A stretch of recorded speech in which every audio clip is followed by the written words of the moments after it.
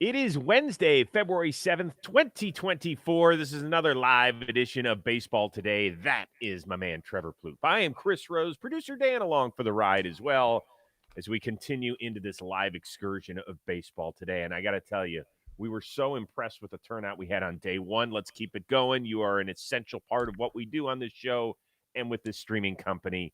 And we can't wait to hear their voices because someday that will happen as well, Plouffe. Yes, we're going to figure some stuff out. I think one of our main chat contributors, Feo, has reached out and kind of offered us a lifeline there. So we'll see, because that is an integral part of our show. The community is what makes this show. No question about it. We had a couple of huge stories break over the last 24 hours, so let's get to it. It has now been named Jose Altuve Day down in Houston. I think it's just been Jose Altuve decade, pretty much, down there in Houston, Texas. He's got an extension that'll make him an Astro for life, another 5 years, $125 million. It doesn't kick in until 2025. The big deal here is that obviously he's one of the most beloved athletes in the history of that city. Across all the major sports franchises. But does this make sense baseball-wise to you?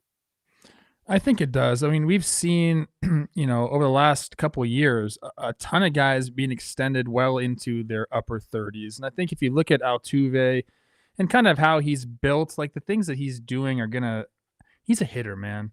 This guy's a hitter. I know he's short in stature, listed at 5'6". Chris, he's second in postseason home runs ever. Mhm. By the end of his career, he's going to be the most prolific power hitter in MLB postseason history, and he's 5'6". I love everything about this. We talked about it yesterday with Bobby Witt about, you need your face. He's been the face of the Astros for so long. I think part of the reason, obviously, his excellent play. Like on the field, you have to be a good player to do that. But I think a lot of people can relate to him, an underdog, a guy that wasn't supposed to be there. The story about him getting told to get away, and then he comes back the second day and he's an Astro for life. Now, he's not even has a quote today. Bob Nightingale just tweeted it out. He says, "When I got called up in 2011, they told me it was something temporary until they found another second baseman." Like, people can relate to that, and like he's just done. I know there is the 2017 thing, but he has done everything right. Even during that season, I like to remind people of this. I just said this on Talking Baseball. He did not want to use the system. Now, did he benefit from it? Sure, but he didn't want to use the system. I don't think that should tarnish anything, like as far as like Hall of Fame or anything like that. This guy, to me, is probably going to be a first ballot Hall of Famer, and I can't say enough about him. Just playing against him, knowing him as a person like that, he's always been great. What he does in the field is special, man. So for me, baseball-wise, it makes sense to answer your question, yes, but also just in every other facet of the baseball world, off the field, what he represents, all these things make a lot of sense. I'm happy he's going to be a Astro for life. So there's two separate categories here. There's the national perspective, a certain fan faction of which will never forgive him for what transpired in 2017. And so you'll hear all the jokes about, oh, yeah, let's make a statue and let's send a picture of a trash can next to Jose Altuve, and that's fine and that's cute and whatever. I've never told anybody over the last several years since the accusations first came out how to feel, right? That's your feeling. I've gotten past it. I know Plouffe has gotten past it. There's a certain faction of fans outside of Houston that have gotten past it, and there's some that will never get past it. And so anytime you bring up the name Jose Altuve, the first thing they're going to think of is the cheating scandal. Perfectly fine.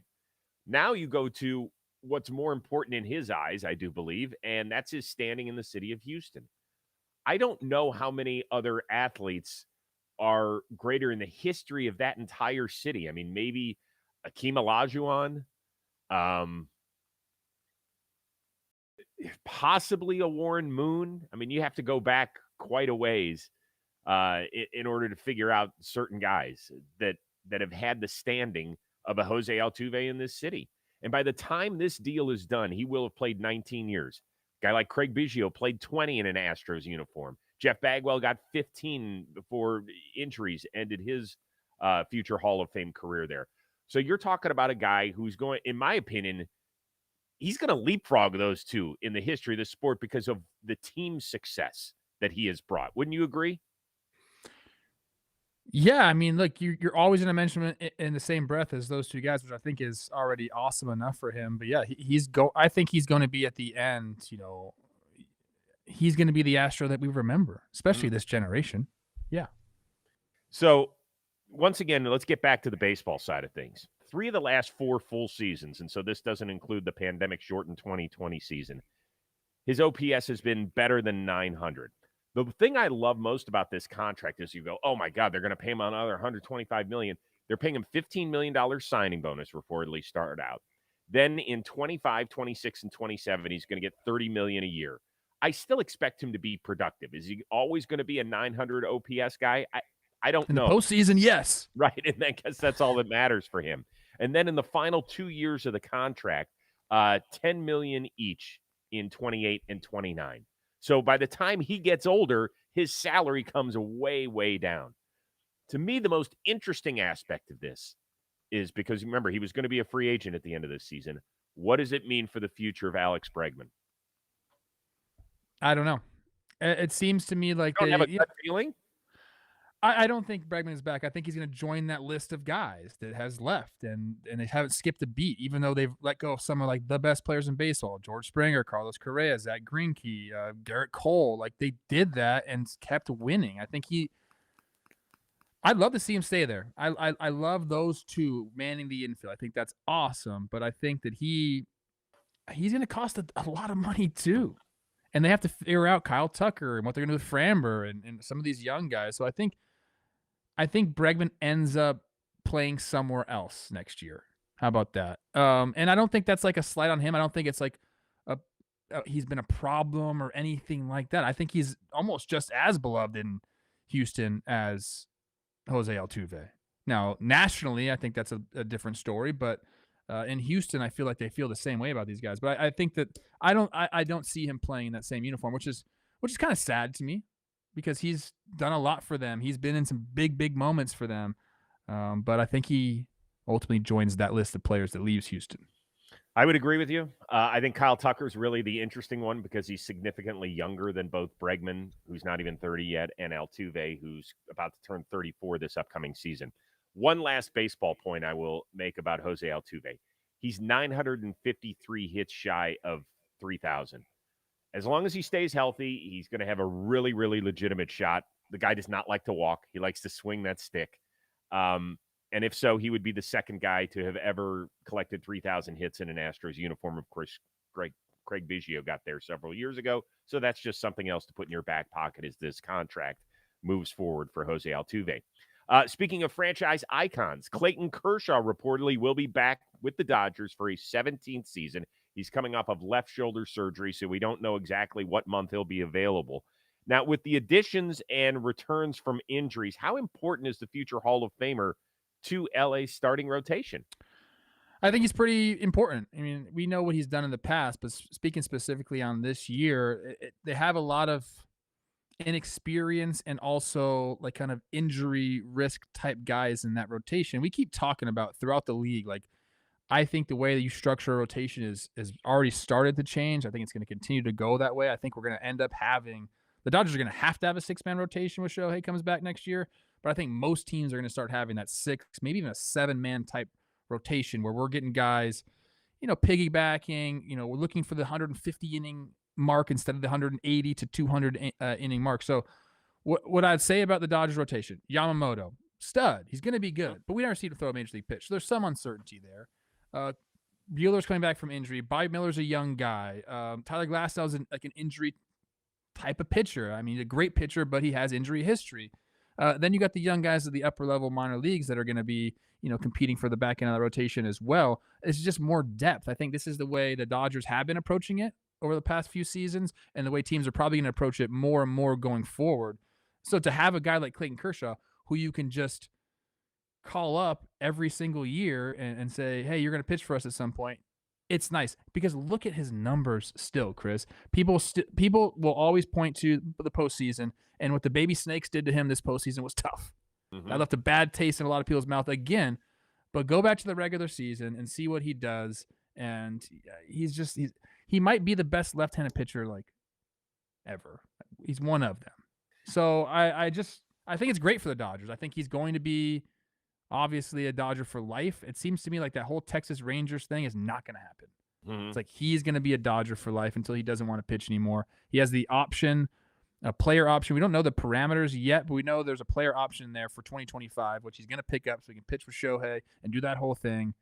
I'm excited for the Dodgers. This is a move that we all saw coming, but now that it's here, it's just makes them a better team. Well, it's like a deadline deal acquisition. I mean, I don't expect him to pitch until the second half of the year, sometime in July. I'm no doctor, but if him and Dustin May coming back just all of a sudden in July could be very nice for them. So what do the Dodgers need out of Clayton Kershaw at this point of his career? I would say they need some innings to protect themselves in the back half of the season.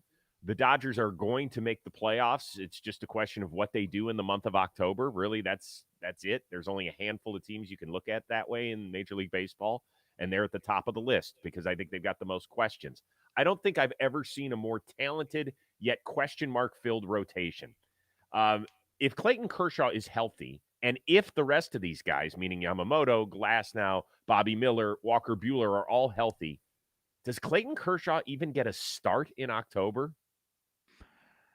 That's a great question. I was thinking about that earlier today. Like, what happens if they have all these guys healthy? I'd say no. I'd say no. I'd say that he maybe some sort of a piggyback issue. Maybe he starts the game and goes through the first three left-handed hitters or something like that. Isn't that crazy? It's not that crazy. It's not? It's not? No. You just said 2 minutes ago that he's arguably the greatest left-handed pitcher we've seen in the sport. But the thoughts of, you're like, I'm not so sure he could start game 1, 2, 3, or 4. I'm not saying you can't start him. I don't think that the velocity is the issue for me. Mm-hmm. It's dipped down a lot. And when you get into the postseason, it's really about a couple runs. Who's going to pop you with the big 3-run homer? And as your velocity dips down, the chances of you give him homers are higher. So that's kind of where my mind is at. I do think he's very valuable during the regular season. I think he will contribute during the playoffs. If he does start, it's with a short leash and a piggyback type role, in my opinion. It's crazy. It is crazy to say that. And I wonder if it was part of the contractual discussions. Like, Clayton's no dummy. He sees who they added at the top of the rotation, and he was doing the math just like I did it as well. Do you think he asked the Dodgers, hey, when we make it to October, if everybody's healthy and if everybody's pitching well, do you see a spot for me? I don't know if that came up. It's definitely in his head. And from what I know and have heard about Clayton Kershaw, I think he'd be okay with whatever role they put him in at this point in his career. Be interesting. I'm just happy. I didn't want the last image of him to be him looking over his shoulder at, balls flying off the wall or over the fence. I mean, where he gave up 6 runs to the Diamondbacks in a third of an inning. And I know that social media was very unkind to him yesterday, and social media is not the real world all the time, but damn, man, it's brutal. Like, what's the guy done wrong? He's been great. He's the best ERA of any starting pitcher in the sports history at 2.48 during the regular season, and it blows up to almost 4.5 in the postseason. I get it. He has to live with those facts and everything else, and he only has a ring and a shortened season. But man, oh man, there is so much hate flying around him for that. Look, there's some validity to it, Chris. Like, you have to look at the numbers eventually. We've given Clayton Kershaw the benefit of the doubt a lot because he's earned that 100%. But yeah, the playoff starts just haven't been great. Nope. And again, I don't think it's been too fluky. Last year, I had to ask Evan Longoria if they had something on him because the way they were taking swings on his pitches. He told me no. Could have been lying to me. But eventually, you're making baseball decisions, and I don't think if all of those guys are pitching to their potential, I don't think Clayton. I don't know. We'll have to see, man. I got to see him throw this year. I don't know. Yep. He's going to have a 2-2 in the regular season, Chris. He pitched great during the regular season a year ago. He pitched great in his 24 starts. It's very hard to talk about for me because I feel like if I'm being honest, I'm almost degrading one of the best pitchers we've ever seen in the game. But you kind of have to look at it objectively a little bit, right? Especially if you're the Dodgers front office. Well, I mean, how many guys finish on top, particularly pitchers? It goes quickly. Ron Darling told me, man, he woke up one day and all of a sudden he was throwing poop soup out there in Oakland, and he was obviously never nearly as dominant. as a guy like Clayton Kershaw, but it has happened to everybody else who has been a great, I mean, with Pedro Martinez at the end of his career, one of the great pitchers in the history of the sport. You're like, oh man, are they really going to trot Pedro out there again? And it happens. So we'll see. It's just another storyline for Dodger Blue this year. All right. The other day, we told you not only about Bobby Witt on this live show, but then we did another special broadcast when he ended up signing that 11-year extension for almost $289 million. Over 14 years, it could jump all the way up almost to $378 million. So he actually told the media the other day that he is inspired by Kansas City's football team, which is a little busy this weekend. Shows you how supportive all the fans are, how the people in Kansas City are, and you see what they're doing kind of across the street with the fan bases over there. We want to get that kind of back to over here in blue, and so that's definitely the goal, and we're just going to keep working to get better each and every day, each and every year, and so I'm really looking forward to just kind of being here. Now, I know we did a special breaking news edition of Baseball Today to focus on this, but I do just want to give him a little bit more love here. I think it's awesome, and you really forget how young he is. He's not even 24 yet. He is the same age as my oldest son, Josh. And I look at him like, I was like walking around the house yesterday looking at Josh like, why couldn't you sign like a $278 million extension right now, bro? But I think it's great for him, and it's great for the city. I mean, I do too. We did go into, extent about what he means and what he can mean to the city and how Kansas City needs someone to rally around. And he's the guy. Yeah. They've established that. In fact, I want to play you a quick little video of he and I don't know if he's married or it's his girlfriend or whomever it is. I apologize for not knowing who it is. But he walked into the stadium for his press conference. This is the reaction from all of the Royals employees.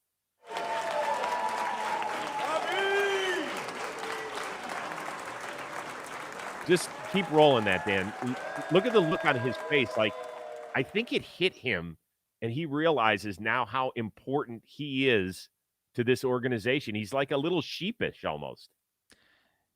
I mean, he's a humble kid, dude. A humble kid with immense talent. He looks great, by the way. Check this suit out. I always kind of go there. He's got the nice, like, light blue suede shoes on with the navy suit. Very good look. He does everything right, man. That's why they give him this money. They've done their due diligence on him. All right. So now that we've given Bobby Witt Jr. The love that he deserves, I will ask you this. Which young gun should be the next to get a mega deal? Maybe not as rich as 278 or $300+ million, but should maybe get a nice 9-figure contract. There is actually a lot of people that I think organizations need to continue to do stuff like this. There's the Orioles you can talk about. You can talk about Gunnar. You can talk about Adley. You can talk about Jackson Holiday. You can talk about Evan Carter with the Rangers. I'm going to let you do some of those. I already mentioned who I think this needs to happen with. It's my guy in Minnesota, Royce Lewis.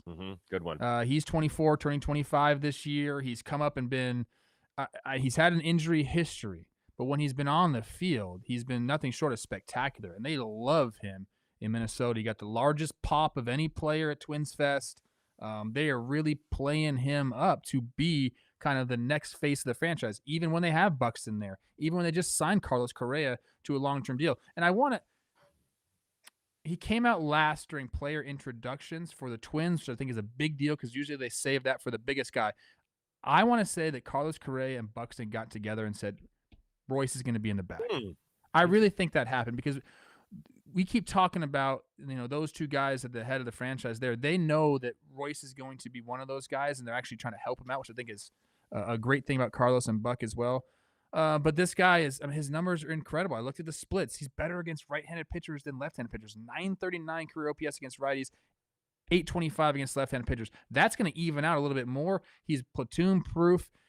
He's learning to play, defense still at the third base side. I think he's going to get better there. He's got so much athleticism. He's got the pedigree, the draft pedigree. He's got the charisma. He's got the talent. So I think that I don't know if it's going to be as rich as a Bobby Witt Jr.'s extension, but maybe it could be. I mean, he's done just as well as Bobby Witt Jr. in the time that he's played. No. He hasn't. I mean, the defense, the speed, all that doesn't play as a hitter. Royce Lewis has been very, very good, C-Rose. He's been great, and he scares the hell out of me as a guy whose team has to compete against him. And I would agree with you but let's not put him on the Bobby Witt. Bobby Witt Jr. has played 2 full seasons. Royce Lewis hasn't given us a full season yet. Bobby Witt Jr.'s had one good half of baseball. But he played 2 full I'm seasons. just saying he's had one great half of baseball. Don't put him into this thing where like he just made that leap. Like they're taking a risk on this a little bit. I think they've established Absolutely they are. data-wise that he's the kind of guy that they can build around and be the guy. But I think you'd say the exact same thing about Royce Lewis. Their baseball savant pages aren't too different, Zeros. Hey, listen, I would be willing to bet that Royce Lewis might even have a better career. Now, he does not run, obviously, the way that Bobby Witt can. So that is a dimension that Bobby Witt adds that not a lot of young guys do. But I am a huge fan of Royce Lewis. I love the way he carries himself, his attitude, everything about him. He just feels like it, whatever it is. And I would agree with you that he's worthy of an extension. I'm just saying that maybe a little bit of the injury history is something that might bring that number down. And it gets me to my guy. It's not any of the dudes you listed, and the two in Baltimore would certainly be at the top of the train. Not that that's an expression, but I just top of the train anyway. Yeah, top of the train, yeah. Head of the train, on top of the track. You understand what I'm saying? Adley Rutschman, who just turned 26 the other day, get this deal done. To me, that seems like a no-brainer, particularly with new ownership coming in. He is your unquestioned leader. He gives out the best hugs to any pitching staff ever, and he's an over 800 OPS guy from both sides of the plate as a switch-hitting, power-hitting catcher that could give you 20, 22 homers a year. Perfect. Gunnar Henderson, I just read the other day, is represented by Scott Boras. I'm not so sure that he ends up following the Altuve train on the tracks because he is also a Boras client. And Altuve reportedly was the one who pushed for these multiple extensions before he ever hit free agency. I don't know if Gunnar Henderson has that in him. So I'm going to go with a guy who is also calling the American League Central home, Riley Green. I have been a huge fan of his. He's had even weirder injury history, in my opinion, than Royce Lewis, right? At the beginning of the 2022 season, he was going to break camp with the team. Instead, he fouls a ball off his foot and breaks his foot. Last year, he broke his fibula. And then at the end of the season, he dives for a ball. They don't know what's wrong with his elbow. He has to have Tommy John surgery on his non-throwing elbow. So he's actually coming back from that right now. I think the Tigers, who just extended Cole Keith, even though he's never had a major league at bat yet, could get in the low 9 figures with a guy like Riley Green and really make out in this deal. Because I believe in this guy being a 5-tool player. I mean, he really is. His savant page is also a beautiful thing to watch, and he has all the potential in the world. I like that, C-Rose. And I think that the Tigers probably, similar to what the Royals just did with him, they need like a beacon of hope type player to rally around. You know, they gave Javi Baez that deal, which is just so strange. It was strange then. It's even stranger now. They need a guy, like you always said, that you can actually buy a jersey where the name is stitched in the back and not Velcroed. I think this might be the guy. It was supposed to be Torkelson and some of the other guys, some of the pitchers. But when you watch Riley Green play, you know he's going to be a big leaguer for a long time. Now it's just where do the numbers end up, and I don't think he'd approach where Bobby Witt just got, or maybe even what a Royce Lewis would get. But he is younger than both of them, and I could see that happening. By the way, Feo in the chat says, sometimes you got to ride atop the D train on the tracks. Yes. That's a quote from Chris Rose. Thanks. I guess I'll never live that one down. So there you go. Throw in the chat, by the way, if you're watching live or you're watching this later on, who you would give a 9-figure extension to, because there's a ton of really, really good players out there. All right. Plouffe hates this story, but I really thought that it was an important thing to get in the show today, because every A's story that we've done this offseason has dealt with their proposed move to Las Vegas, which is supposed to happen in 2028. However, Vegas Mayor Carolyn Goodman, she was on with Front Office Sports on their podcast and said they originally proposed a landing zone of a new stadium in the historic part of town, which would have been between 60 and 100 acres. Instead, they're dealing with like a 9-acre, area on a 30-acre plot next to the Tropicana to build this stadium in. So the city came up with this one proposal. Here, build it in this historic area where these 7 freeways all converge, and we're going to get a ton of traffic, and you get all these people. Apparently, according to the mayor, that didn't sit well with the A's, and there was a reason why. When they said no, I thought, this doesn't make sense. And so why is it happening?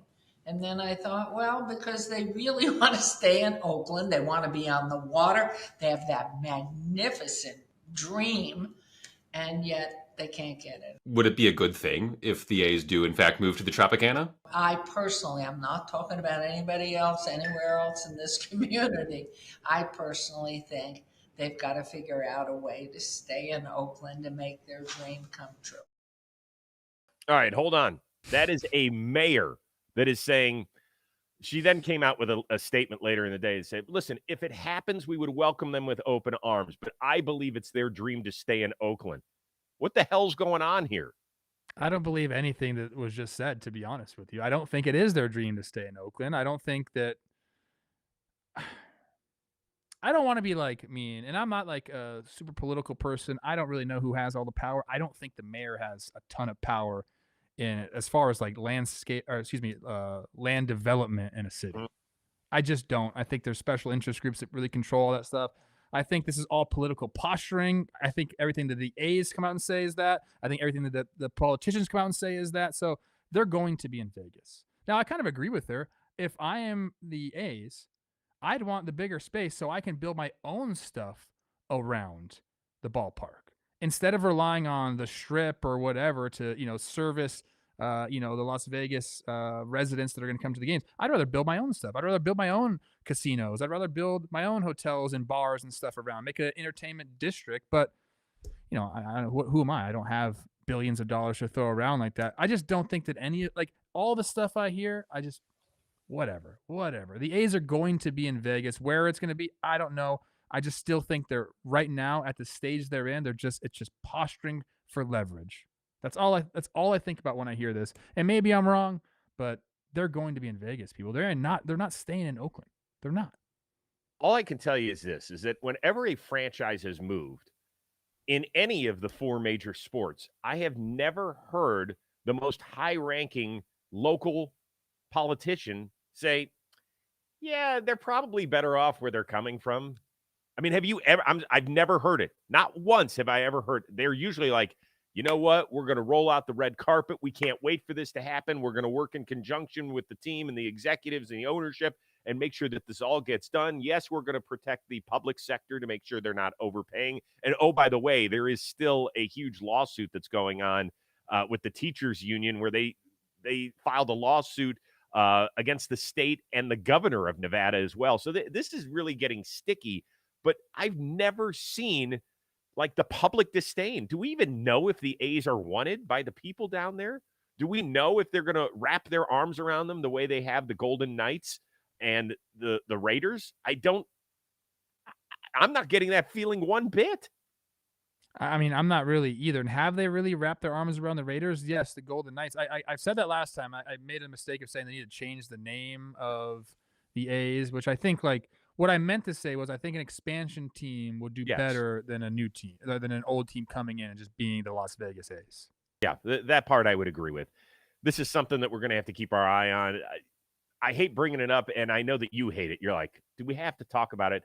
To me, I felt like it was important because the governor or the mayor of Las Vegas ended up saying something about it. All right, we got some breaking news on Wednesday morning when everybody woke up that Major League Baseball has a joint venture with Netflix where they're going to do a quasi kind of Hard Knocks following the Boston Red Sox from spring training all the way through the conclusion of the 2024 season. Now, the thing that's going to be different, why it's not a true Hard Knocks, is you're not going to see it until 2025. So the season will have been done, and then we're going to get a taste of what actually transpired for an entire season. What is your gut feeling? Are you excited about it? Are you curious, or are you looking at it with kind of a, not so sure lens? I mean, if it gets treated like Hard Knocks and they have a lot of, different access like that, I think it's going to be fascinating. I think it's an interesting time for them to choose the Red Sox. I don't know how long this has been in talks, but aren't they predicted to finish last in the AL East this year? And they've had so many awesome years to do this, and now you're kind of picking one where the fans are pissed at the ownership. It's a very tumultuous time, I would say, in Red Sox Nation. So I'm interested in that. I think this is good. I think baseball is needed to do this. I actually had this talk with one of my buddies a couple weeks ago, but like how much more do we need the main streaming services to focus on baseball? Like there's so many great sports documentaries out there, but none really on baseball. Like we need that. I think that drives people to the sport. And to do it with the Red Sox this year is a little interesting. I think it's going to be good no matter what. Like there's personalities on that team. And sometimes, maybe it is better to show a team going through struggles than, some team that's kind of riding easily through the season. So I'm going to watch it. I think that's going to be awesome. I will say this, and I want to give a shout out to the people, Twins organization. I know people, I get it. They have a show called The Diamond that is on their YouTube channel that's about as all access as you can get, and they do a really, really good job. So if you're interested in that type of stuff, go check that out first, and that will, bring you into the season. And yeah, I think everyone should watch this. I don't know when it's going to be released, but just because we've never really done this in baseball, I think it's going to be interesting. That's where you're wrong. We have done this in baseball. Showtime did it with the San Francisco Giants, I want to say maybe in 2011 or 2012. They followed them certainly during spring training, and I don't remember if they did it at all during the year. Really? Yeah. So it was certainly over a decade ago. I don't remember exactly the year they did it. And it was okay. And remember, the Giants had some quirky personalities back then, particularly on their pitching staff. This one will be interesting. I understand why Major League Baseball has the appetite for it, because they have seen what Netflix has done for the likes of F1. There's been an amazing golf series, tennis, and NASCAR right now that's going on. Now, I'll be the first one to admit that I haven't watched the NASCAR one yet, but those are individual sports. Now we're getting into the team aspect, which is really, really different. You know how long the baseball season can get. And here's one thing I'm fascinated by this is really inside baseball. The Red Sox have physically the smallest facilities in the sport. The clubhouses suck. The home clubhouse is horrible. You can barely move in there. So now we're talking about adding camera crews to every homestand. Now, I know that it's not the big lights and everything else. Everything has become miniature, but it's still more people. It's more access. And if the Red Sox have lost 7 of 8, for the third time by May, you think they're going to be like, oh, this is great. Nice to see you again. Who's going to be the star of this? That's what I want to know. Like, they don't really, I know Rafael Devers is there and Trevor Story, and they have some young guys that they really like. Lucas will help out. Lucas, I love Lucas. Is he a star that's like... He's so different. The way he goes about life, I think he'll edit really well, to be honest. Sure. I'm not saying they don't have people that are going to play well on camera, but like, you can't sell this as like this person in the Red Sox. It's like literally like the Red Sox. I guess it would be Devers, right? Yeah, Devers is. But is he like an outspoken, like charismatic type guy? Like, they're a year too late. They could have had Justin Turner. That would have helped them. It's going to be interesting. I'm going to watch it. I think it's going to be cool. I hope they continue to do this. It's just an interesting time to pick the Red Sox. Yeah. And they say that it's going to be a lot of outside of the clubhouse stuff too. And it's not going to focus on baseball. It's going to focus on the people, the human beings, that aspect, which is all good. I mean, all that stuff is really important. Anything that can help the sport, I'm just really curious to see how it plays out. And we're probably not going to see it for another year. So I really wish that they could come out with at least one per month during the season. I don't know why that can't happen. I think that would be fascinating. I love the in-season Hard Knocks that they just did with the Miami Dolphins. I thought those have been really good in years past. We saw it with the Arizona Cardinals and the Indianapolis Colts. Those were excellent. In my opinion, better than the preseason Hard Knocks. But we'll see how this one goes. So there you go. Once again, we want to thank everybody who joined us live in the chat. The numbers have been great so far through the first 2 shows. At some point in March, we're going to be kicking this back off to 5 days a week. I know Plouffe and I have to discuss that. We'll see when that is. But that will certainly be happening, I imagine, after we shoot another Warehouse Games thing that's going to be coming up sometime in the near future. Yes, sir. Go ahead, caller. Yeah, just before we end the show, my comrade, Jake Storiale, Talking Jake, feeling a little bit under the weather today. Oh. So we said on Talking Baseball, I want all our baseball today people to do this as well. Go hit him up on X Twitter and say, hope you feel better, big guy. That's exactly what I want you to tweet at him. Okay. So feel better, big guy. Feel better, big guy. I just did Waken Jake yesterday. I'm not going to get sick, am I? Because I was on the same Zoom. I'm always sick of his shit, so whatever. Well played. Always. Well played. Hey, if there's breaking news over the next couple of days, you know where to find us. We'll hit you up live. So make sure you keep that alerts button handy for us. You'll get those things all the time. For our one-of-a-kind producer, Dan Rourke, who's been busting his ass over the last few days getting these shows ready, and for the uber-talented Trevor Plouffe, I am Chris Rose. Thanks again for tuning in to Baseball Today.